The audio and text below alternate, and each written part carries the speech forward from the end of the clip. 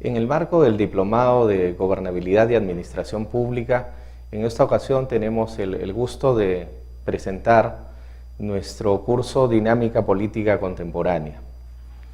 Quien les habla es licenciado en Sociología, con estudios de maestría en Ciencia Política por la Universidad Católica del Perú y ha sido director ejecutivo de la Agencia Peruana de Cooperación Internacional. Mi nombre es Carlos Pando Sánchez.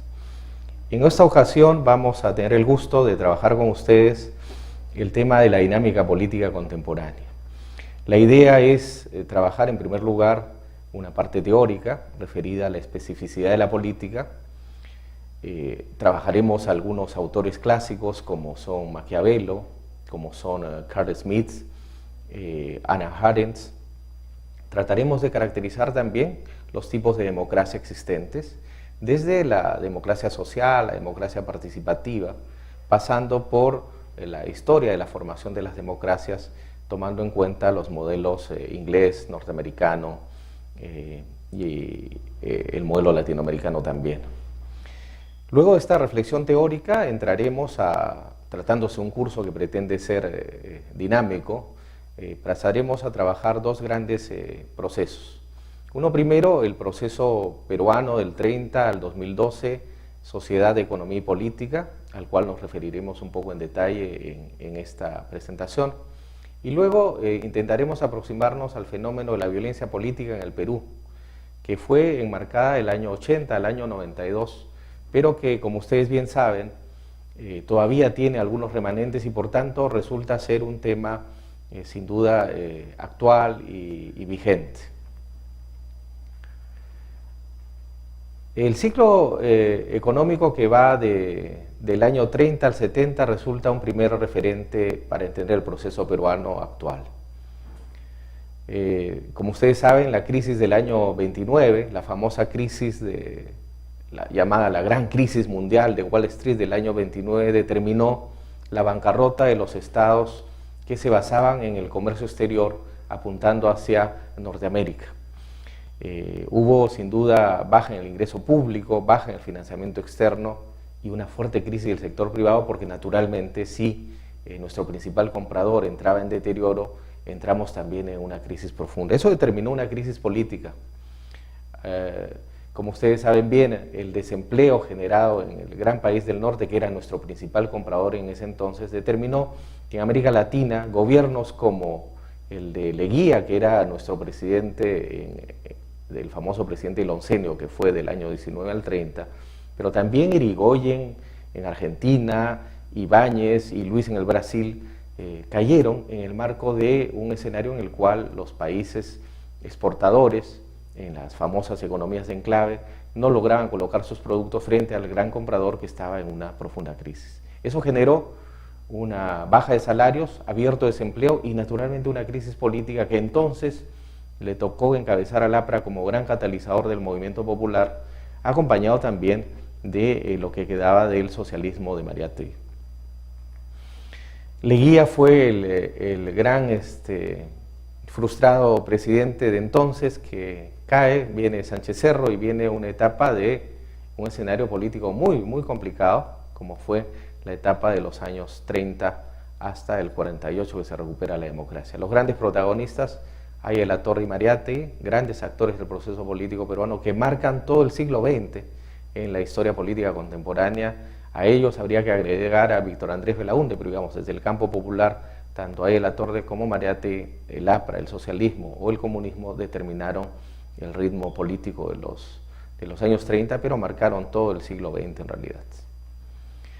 La crisis norteamericana se soluciona, hay un gran protagonista, Franklin Delano Roosevelt, ¿no?, con sus políticas keynesianas, contrarias a la teoría liberal, según la cual el Estado no debe intervenir. En este caso, Roosevelt rompe el paradigma liberal y con el keynesianismo enfrenta la crisis promoviendo la intervención estatal. Esto genera crédito agrícola, grandes obras de infraestructura, inversión fuerte del Estado y combate el principal problema de la crisis del 29, que es el problema del desempleo.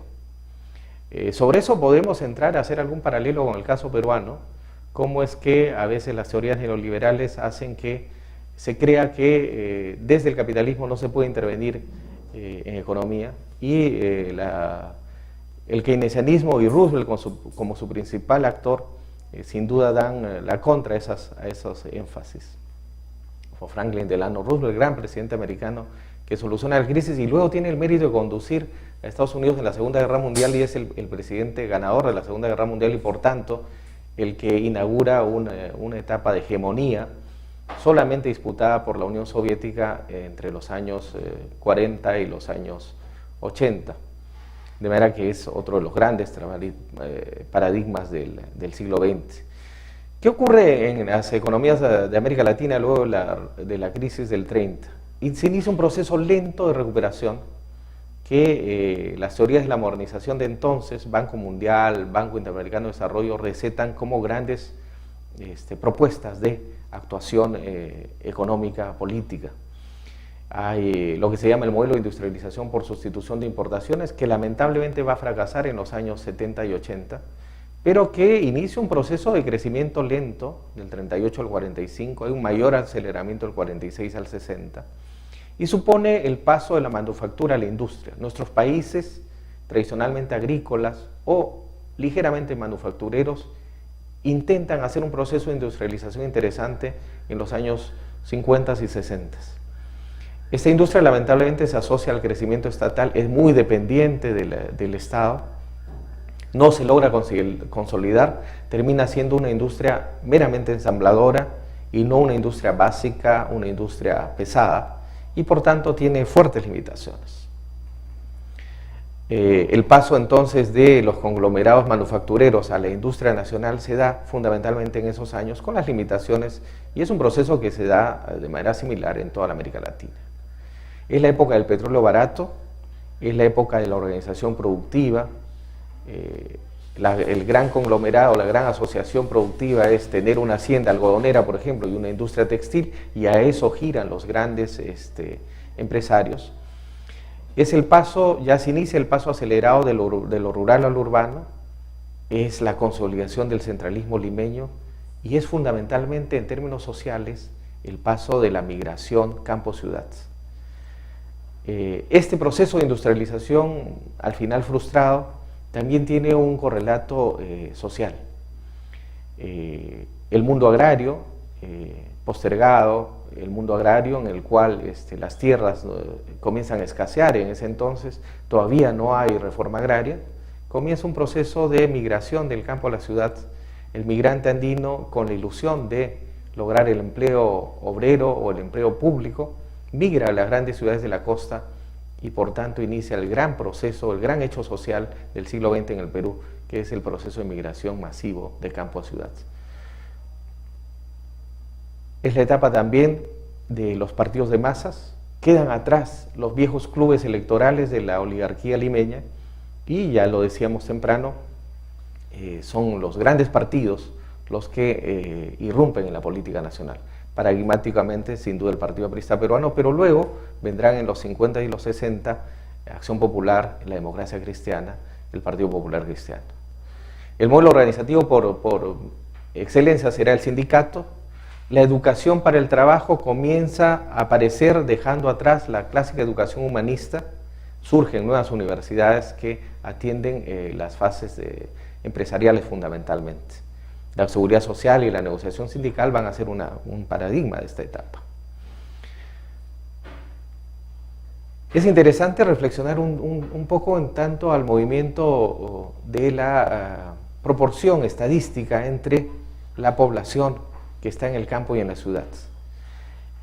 Para 1940 teníamos un 20% de la población en ciudades versus un 80% de la población en áreas más bien rurales. A estas alturas del siglo XX podríamos decir que la tendencia se ha invertido. Según los datos del último censo, que es el año 2007, podemos decir que el 75% de la población vivimos en ciudades y solamente un 25% viven en el área rural. Esto cambia totalmente y radicalmente el escenario sociodemográfico del Perú de los últimos del siglo XX. Y para nosotros es sin duda el gran hecho social del siglo XX y por tanto determinante de la política contemporánea. Luego viene la segunda crisis mundial de los años 70 al 90, originada por la gran guerra árabe-israelí, ¿no es cierto?, que determina el aumento dramático del precio del petróleo. Aparecen entonces los petrodólares, va a aparecer un énfasis manufacturero en Estados Unidos para intentar salir de la crisis energética, pero finalmente se cede a las presiones de la Organización de Países Exportadores de Petróleo, y esto va a determinar que finalmente el crudo suba radicalmente en esos años. Eso cambia un poco el escenario económico-político. Las instituciones de crédito restringido, bancos, van a convertirse en instituciones de crédito amplio, como son las financieras. Son los años en el Perú que se consolidan los grandes grupos económicos peruanos, el Grupo Romero, Vice, Picasso. Algunos de ellos ya no son tan hegemónicos, valdría la pena observar ese detalle, cómo es que el Grupo Romero sí que se consolida, mientras que Vice y Picasso van a perder especificidad después de los años 80. El petróleo se vuelve más caro, hay un cambio de paradigma en el modelo de producción industrial, el fordismo, taylorismo, esta idea de controlar al obrero en la fábrica y tener rigidez en la producción, da paso más bien al modelo toyotista, el modelo japonés, que propugna una industria más bien flexible, que tiene un paradigma más bien de orientarse en función al consumo, a la demanda, más que a una oferta predeterminada con un criterio estándar. En el Perú se hace crisis el modelo de sustitución de industrialización por sustitución de importaciones. Para el año 75 surge una gran crisis que se va a ir agudizando. Recordemos los paros nacionales del 77, el 78, que son respuesta a la crisis industrial de los años 70. Se va a generar entonces un modelo informalizado industrial y luego se convertirá en el modelo de la microempresa. Bueno, entran en crisis también los partidos, los grandes partidos de masas, y se comienza a cuestionar la ilusión del modelo urbano industrial. La educación va a ser más segmentada, más elitista, la educación pública baja de calidad, y es la educación privada la que tiene un mayor eje. Y la hegemonía de la televisión como gran reemplazante de la escuela, ¿no es cierto? La estabilidad laboral va a ser el elemento clave en estos años en las relaciones laborales. Y finalmente entramos a la etapa de la globalización, ¿no es cierto?, que va desde los años 90 al 2012. El gran historiador inglés Eric Hobsbawm, recientemente desaparecido, señaló que el siglo XX fue el siglo más corto. En términos reales, lo planteó en términos históricos entre la Primera Guerra Mundial y la caída del muro en los años 90, la crisis del socialismo real. Y claro, luego de esta crisis viene la era de la globalización en la cual estamos y que ha sin duda marcado el inicio del siglo XXI, en realidad a principios del siglo XX, en términos históricos y según Hobsbawm. ¿Qué cosa es la globalización? Vamos a entrar en mayor detalle en una siguiente clase, pero en este momento caracterizar algunos elementos que nos den marco. La multiplicación geométrica exponencial del volumen de transacciones internacionales comerciales. Dicen que por 15, algunos dicen por 30. El fin de la bipolaridad, este escenario de tensión entre la Unión Soviética y los Estados Unidos que marcaron la mitad del siglo XX. El triunfo del libre mercado, ¿no es cierto? Ya no hay países alternativos al capitalismo. Inclusive la gran China comunista entra en un modelo mixto muy singular, en el cual hay un modelo político muy rígido, muy estricto, pero que va de la mano con una economía de libre mercado. El consenso de Washington, este acuerdo de grandes organismos multilaterales de desarrollo y de organismos de financiamiento crediticio, acuerdan imponer una doctrina neoliberal que va a dar paso a un proceso de ajuste estructural muy radical y de privatizaciones en toda la América Latina. Y aparece la globalización financiera y de los productos. Es la etapa de la ideología del éxito, el individualismo, la competitividad, son los grandes referentes de estos años.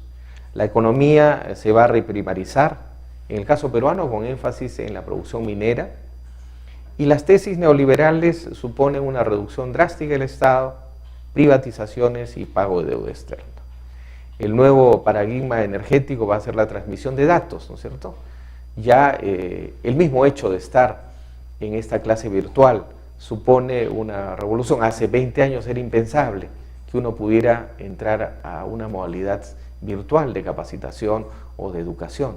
Esto ahora es una práctica y es un elemento interesante de esta época de la globalización.